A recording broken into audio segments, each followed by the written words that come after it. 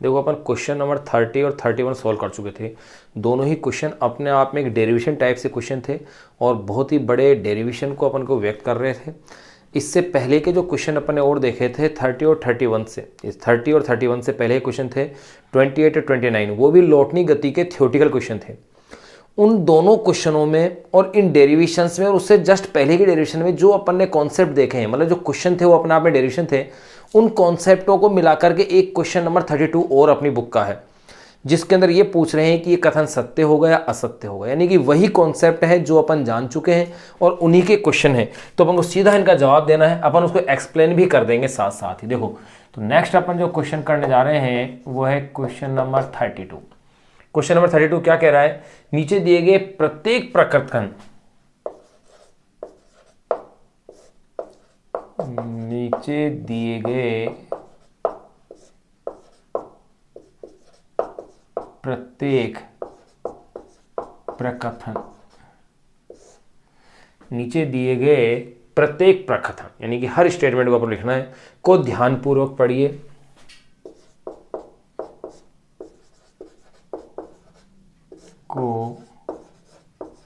को ध्यानपूर्वक पढ़िए। नीचे दिए गए प्रत्येक प्रकथन को ध्यानपूर्वक पढ़िए, को ध्यानपूर्वक पढ़िए तथा कारण सहित उत्तर दीजिए, तथा कारण सहित यानी कि अपन को उसका कारण भी क्या करना है, क्वेश्चन में साथ साथ ही एक्सप्लेन करना है, तथा कारण सहित उत्तर दीजिए। अब देखिए भाई कौन कौन से क्वेश्चन हैं और ये क्वेश्चन क्या अपन से कह रहे हैं वो देखिएगा। कारण सहित अपन को उत्तर देना है, उत्तर दीजिए, उत्तर दीजिए, कारण सहित उत्तर दीजिए। इनमें से कौन सा सत्य है,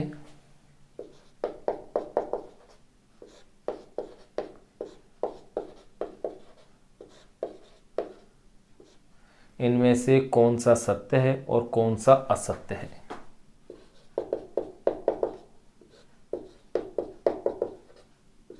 और कौन सा असत्य है। ये लो, ये अपने पास क्वेश्चन। अब इस क्वेश्चन के पार्ट देखो भाई, इसके अंदर ए बी सी डी और ई तक है, यानी कि 5 क्वेश्चनों का एक समुच्चय है। ये 5 क्वेश्चनों का एक सेट है। उन 5 क्वेश्चनों के जो सेट है, जो समुच्चय है, उसको मैं अपन सोल्व कर रहे हैं। आंसर अपन साथ साथ देंगे। जैसे नंबर ए, लौटनी गति करते समय, नंबर ए कह रहे हैं लौटनी गति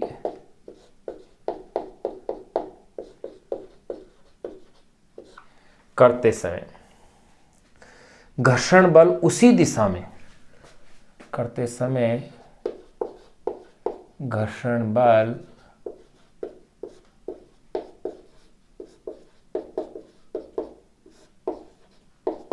उसी दिशा में कार्यरत होता है,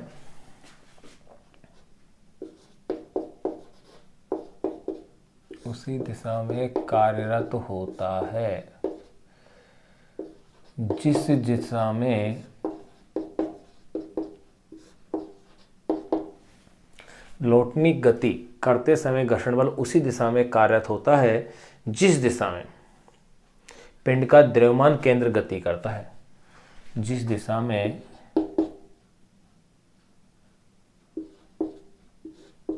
पिंड का द्रव्यमान केंद्र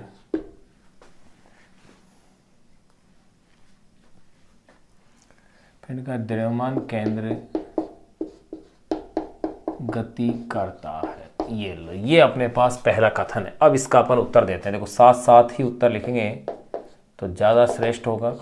तो देखो, लौटनी गति करते समय घर्षण बल उसी दिशा में कार्यरत होता है जिस दिशा में पिंड का द्रव्यमान केंद्र गति करता है। तो कथन ये सत्य है। कैसे है ये देखिएगा।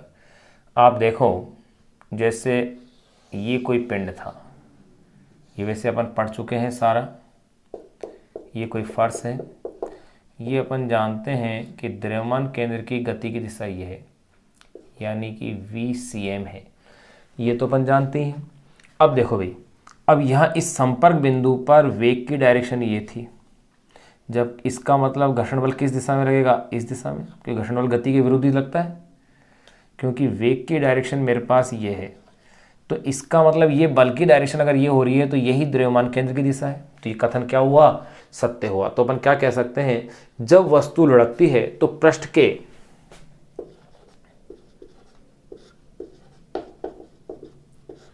जब वस्तु लुढ़कती है यानी लौटनी गति करती है तो पृष्ठ के संपर्क, जब वस्तु लुढ़कती है तो पृष्ठ के संपर्क वाले बिंदुओं का वेग, तो पृष्ठ के संपर्क वाले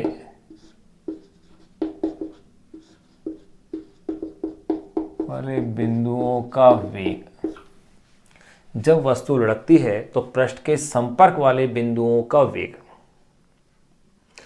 बिंदुओं का वेग द्रव्यमान केंद्र के वेग के विपरीत दिशा में होता है। बिंदुओं का वेग द्रव्यमान केंद्र के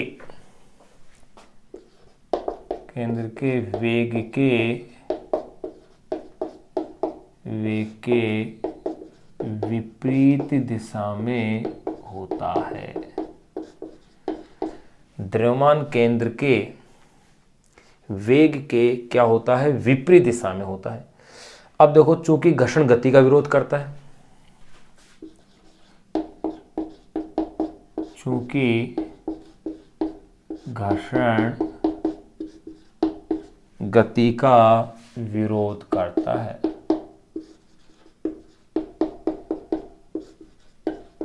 चूंकि घर्षण गति का विरोध करता है, इसलिए इसके विपरीत दिशा है, तो द्रव्यमान केंद्र दिशा में बल लग जाएगा, घर्षण बल। चूंकि घर्षण गति का विरोध करता है, इसलिए घर्षण बल द्रव्यमान केंद्र की गति की दिशा में कार्य करेगा। इसलिए घर्षण बल द्रव्यमान केंद्र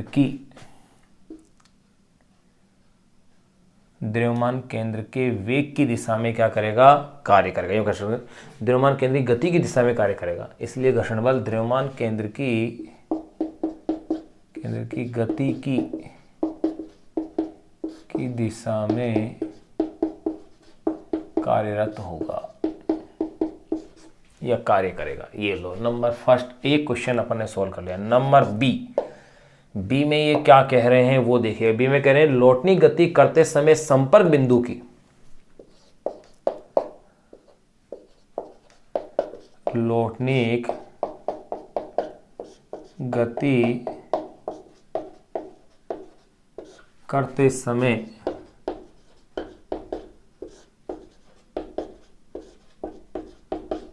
संपर्क बिंदु की ताक्षणिक चाल शून्य होती है। संपर्क बिंदु की ताक्षणिक चाल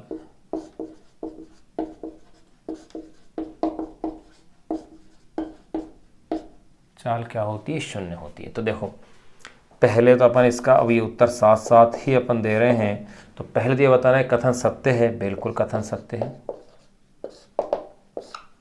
ये भी कथन क्या था, सत्य, और ये भी कथन कैसा हो गया, मेरे लिए सत्य हो गया। अब ये सत्य क्यों है, क्योंकि आप जानते हो शुद्ध लौटनी गति में वस्तु के निम्नतम बिंदु की ताक्षणिक चाल क्या होती है, शून्य होती है, या उसका वेग शून्य होता है।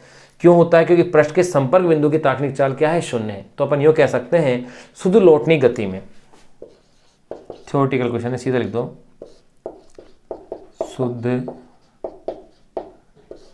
लौटनी गति में वस्तु के निम्नतम बिंदु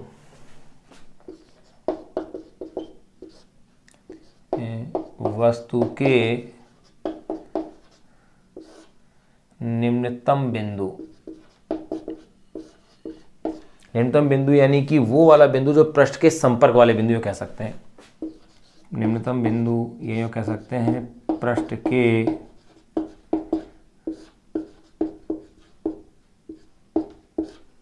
पृष्ठ के संपर्क वाले बिंदु। शुद्ध लौटनी गति में वस्तु के निम्नतम बिंदु यानी पृष्ठ के संपर्क वाले बिंदु, जिसे अपन पृष्ठ संपर्क वाले बिंदु कहते हैं, वाले बिंदु का वेग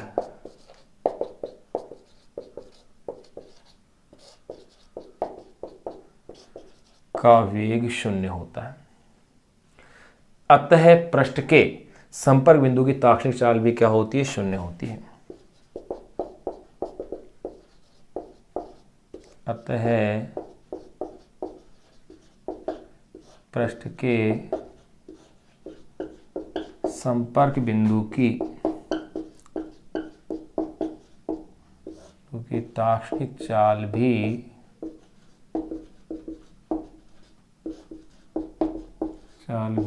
शून्य होती है। ये लीजिए, ये अपने पास क्लियर हुआ। Number C point. C question देखो क्या कह रहा है। सी क्वेश्चन में ये कह रहे हैं कि लौटनी गति करते समय संपर्क बिंदु का ताक्षणिक त्वरण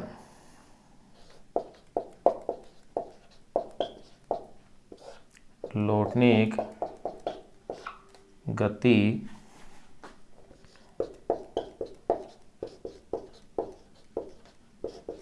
करते समय संपर्क बिंदु लौटनी गति करते समय संपर्क बिंदु का ताक्षणिक त्वरण संपर्क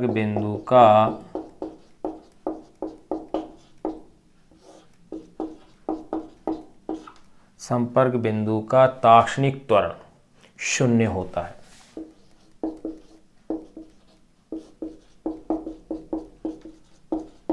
ये कथन तो भाई असत्य होगा। देखो कैसे होगा। तो यहां इसमें सबसे पहले अपन ये लिख दें कि सत्य है असत्य है। तो सबसे पहले मैं क्या कह रहा हूं? असत्य। भाई वेग जो है, संपर्क बिंदु पर वेग की दिशा बदल जाती है और वेग की दिशा चेंज हो जाने से ये नहीं कि त्वरण शून्य हो जाए। तो देखो ये कथन कैसा है? असत्य है। क्यों है? अब इसकी अपन व्याख्या कर लेते हैं। अपन कह सकते हैं संपर्क बिंदु पर वेग की दिशा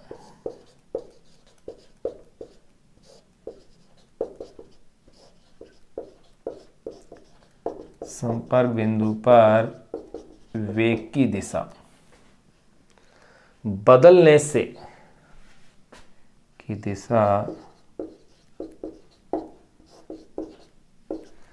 संपर्क बिंदु पर वेग की दिशा बदलने से त्वरण शून्य नहीं होता।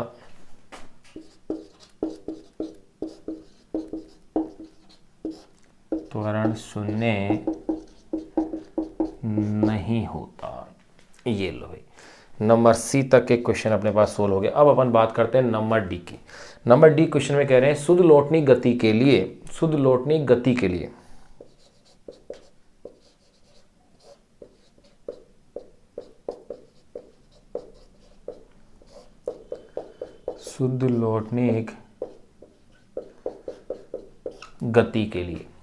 घर्षण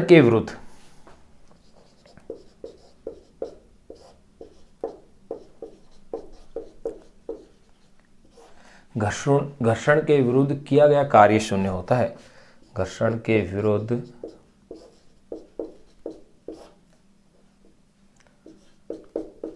किया गया कार्य शून्य होता है। ये अपने पास नंबर डी है। अब देखो भाई नंबर डी का उत्तर भी अपन, ये क्वेश्चन अपन कई बार सोल्व कर चुके हैं भाई, कई जगह से यूज कर चुके हैं इस वाले कॉन्सेप्ट को कि शुद्ध लौटनी गति के लिए घर्षण के विरुद्ध किया गया कार्य शून्य होता है। अभी इससे पहले जो अपन ने क्वेश्चन किया था, क्वेश्चन नंबर 31, उसका भी जो सेकंड पार्ट था उसमें भी किया गया कार्य पूछा जा रहा था। तो वहाँ भी किया गया कार्य क्या आया था? शून्य आया था। तो यानी कथन तो ये क्या है? सत्य है। अब सत्य क्यों है इसका एक्सप्लेनेशन देखो। क्योंकि लौटनी गति के लिए घर्षण के विरुद्ध किया गया कार्य शून्य होता है, क्योंकि संपर्क बिंदु के लिए चाल क्या है? शून्य। चाल शून्य है तो घर्षण बल भी क्या हो जाएगा? शून्य हो जाएगा। देखो क्योंकि गति होगी तो ही तो घर्षण बल होगा। अभी थोड़ी देर पहले लिया था लौटनी गति करते समय संपर्क बिंदु का ताक्षणिक त्वरण शून्य होता है। इससे पहले का क्वेश्चन देखो, लौटनी गति करते समय संपर्क बिंदु की ताक्षणिक चाल क्या होती है? शून्य होती है। ये कथन सत्य था। तो देखो इसमें कैसे लिखेंगे? चूंकि लौटनी गति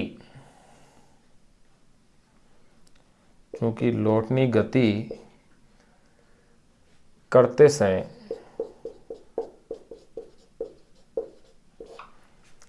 समय संपर्क बिंदु,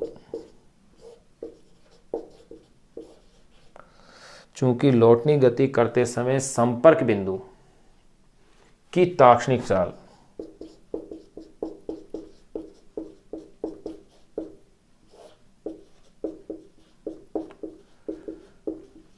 चाल शून्य होती है,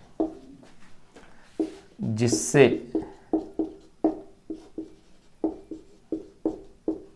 घर्षण बल भी शून्य होगा।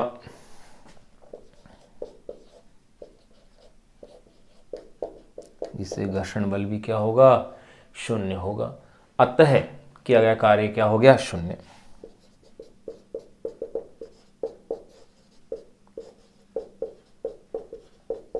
अतः किया गया कार्य भी क्या हो गया, शून्य हो गया। चलो पूरा लिख देते हैं। ये लो, अपन ने नंबर डी तक के क्वेश्चन जो हैं ये अपन ने सोल्व कर लिए हैं। अब इसका लास्ट पार्ट है इस क्वेश्चन नंबर 32 का, वो है नंबर ई। एक बार आप इसे नोट कर लें, इसका स्क्रीनशॉट ले लें इसी तरीके से, ताकि अपन फिर आगे के जो थ्योरेटिकल क्वेश्चन है उनको और अपन डिस्कस कर सकें।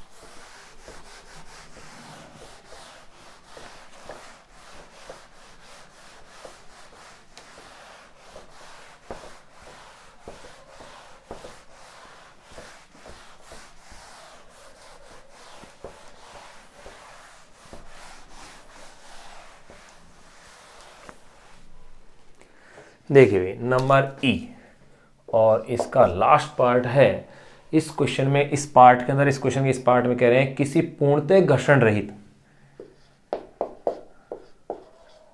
किसी पूर्णतः घर्षण रहित आनत समतल पर, किसी पूर्णतः घर्षण रहित आनत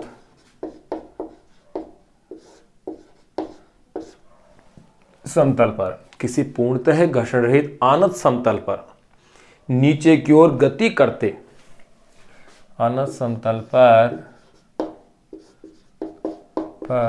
नीचे की ओर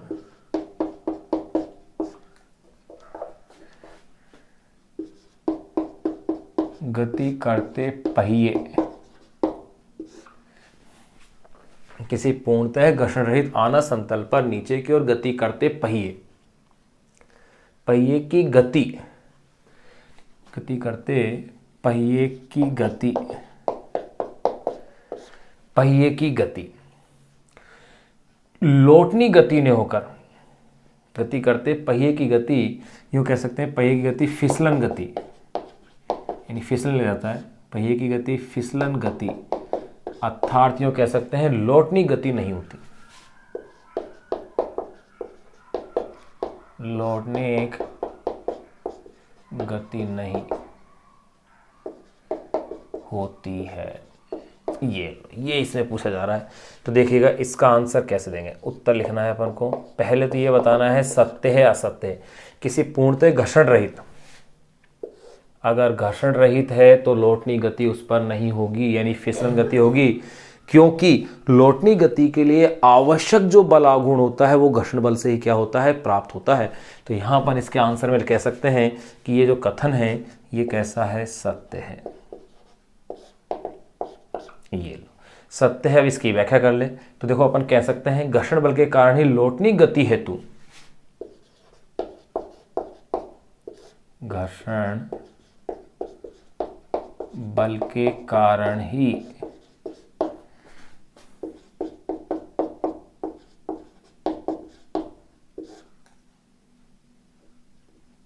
लौटनी गति हेतु, घर्षण बल के कारण ही लौटनी गति हेतु बल आघूर्ण प्राप्त होता है।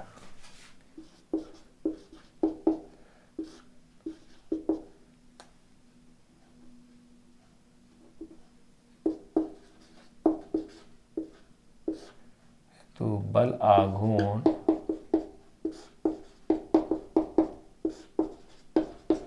लौटनी गति हेतु बल आघूर्ण क्या होता है अपन को इसमें प्राप्त होता है। पहिए, अब देखो फिर इसके बाद ये कि इसमें फिसल गति की हुई, तो आप देखें, गौर करें आप, ये नत समतल है, इस पर लगने वाले बलों की बात करो, जैसे ये पहिया यहाँ है तो इसका जो भार है वो तो ऊर्ध्वाधर नीचे की ओर लगेगा, ये तो निश्चित है। अब ये कोण क्या है, थीटा है, तो इस भार के दो घटक, एक तो हो जाएगा mg साइन थीटा, यहाँ आप ले लेंगे अभिलंब प्रतिक्रिया बल n,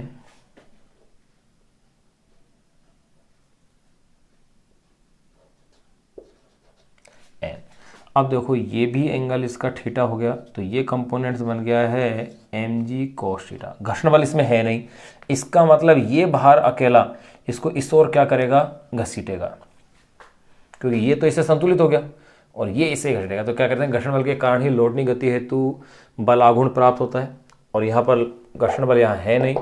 तो अब देखिएगा अपन क्या कह सकते हैं, पहिया भार के घटक, इस चित्र से स्पष्ट है, क्या स्पष्ट है, देखो पहिया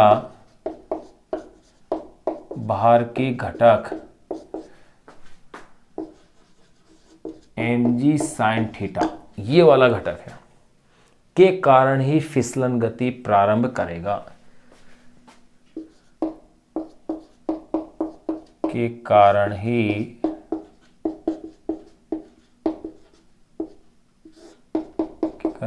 फिसलन गति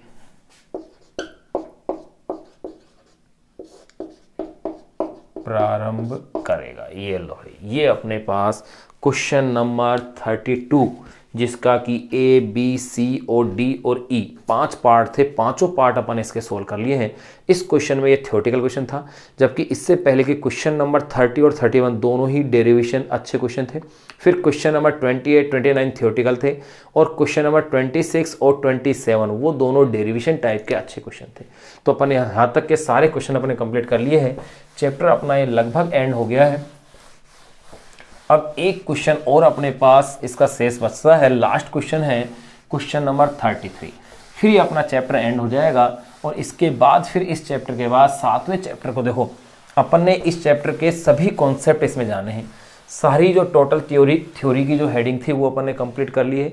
इसके एग्जाम्पल थ्योरी के कॉन्सेप्ट के साथ साथ अपन ने सोल्व किए हैं।